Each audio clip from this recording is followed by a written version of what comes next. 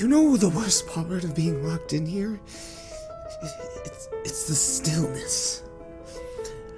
Outside, hellfire, angels, and otherworldly abominations. I can see them all from behind the bars, and I cry for help, but the guards just tell me to be quiet.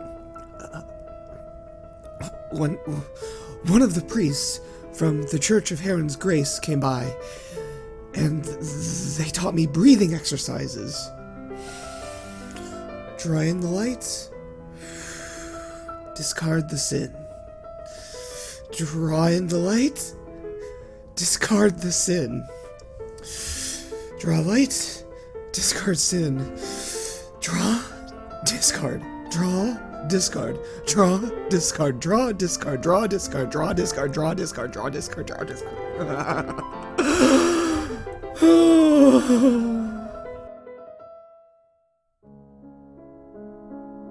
Today's Imperial Steel is a card I feel is severely underutilized in Commander.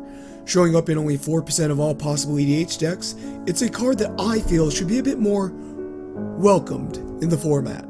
Geier Sanitarium is a card that didn't quite make the cut when it came to my list of replacements for Library of Alexandria, but that doesn't mean it isn't strong. Despite its dichomatic obsession with symmetry, this card never ceases to impress me. Now, a lot of people compare it to Mika Koro, but there is a fundamental difference between symmetrical card draw and symmetrical looting.